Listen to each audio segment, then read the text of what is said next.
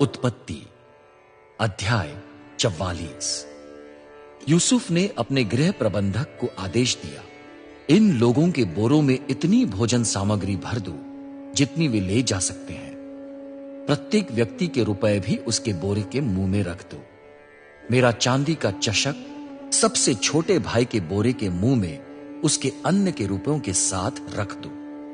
जैसा यूसुफ ने गृह प्रबंधक से कहा था, उसने वैसा ही किया। जब प्रातः प्रकाश हुआ तब वे अपने गधों के साथ भेज दिए गए। वे नगर से अधिक दूर नहीं गए थे कि यूसुफ ने अपने गृह प्रबंधक से कहा, जाओ उन लोगों का पीछा करो। जब तुम उनके निकट पहुंचो तब उनसे कहना, क्या तुम लोगों ने भलाई के बदले बुराई की? क्यों तुमने मेरे स्वामी का चांदी का चशक चुराया? मेरे स्वामी इस चशक में जल पीकर शकुन विचारते हैं। जो तुमने किया वो बुरा कार्य है। गृह प्रबंधक ने उनका पीछा करके उन्हें पकड़ लिया। उसने यूसुफ के भाइयों से वे ही बातें कहीं। वह गृह प्रबंधक से बोले, स्वामी, क्यों आप ऐसी बातें कर रहे हैं? आपके सेवक से ऐसा काम दूर ही रहे। देखिए, जो रुपया हमें अपने बोरों के मुंह में रखा हुआ मिला था, उसे हम कनान देश से आपके पास वापस लाए थे। तब क्यों हम आपके स्वामी के महल से सोने चांदी की चोरी करते? आपके सेवकों में से जिस किसी के पास चशक पाया जाए उसे मृत्यु दंड मिले। हम भी स्वामी के गुलाम बन जाएंगे।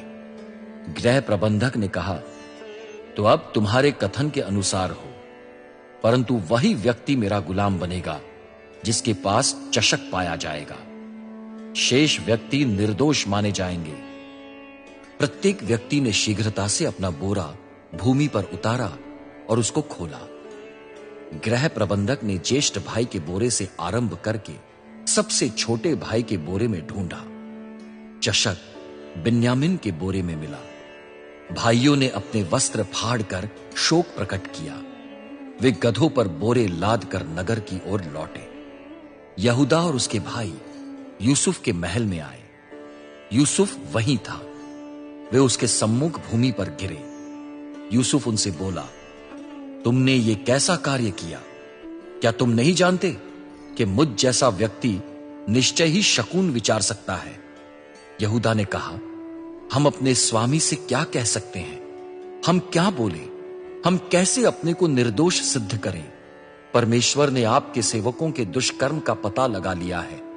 अब हम और वो जिसके पास चशक पाया गया आपके गुलाम है। यूसुफ ने कहा, ऐसा कार्य मुझसे दूर ही रहे। जिस व्यक्ति के अधिकार में चशक पाया गया है वही मेरा गुलाम बनेगा। तुम लोग सकुशल अपने पिता के पास चले जाओ।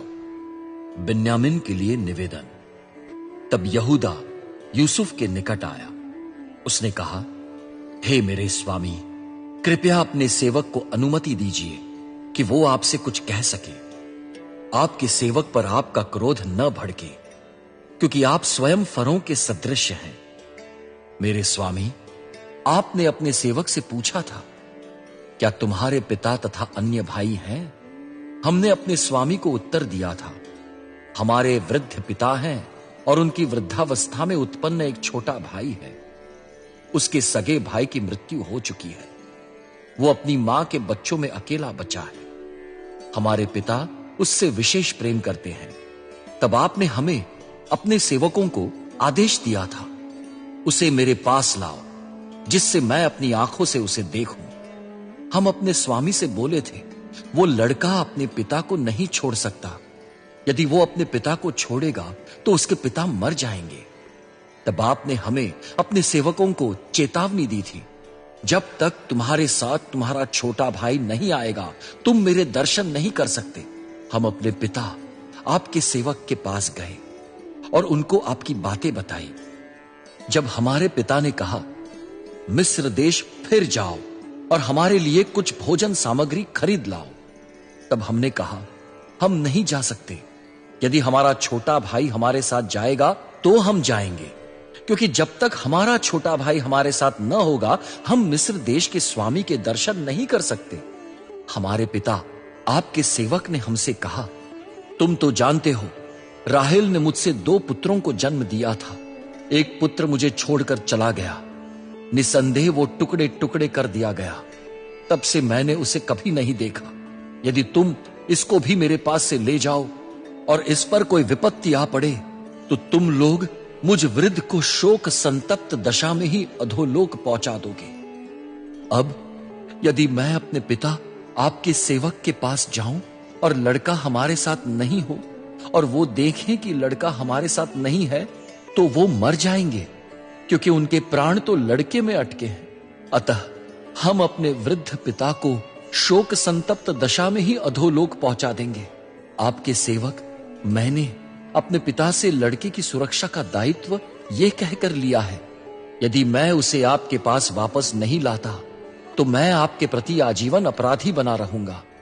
इसलिए अब कृपया अनुमति दीजिए कि इस लड़के के स्थान पर आपका ये सेवक अपने स्वामी का गुलाम बनकर रहे और लड़का अपने भाइयों के साथ लौट जाए।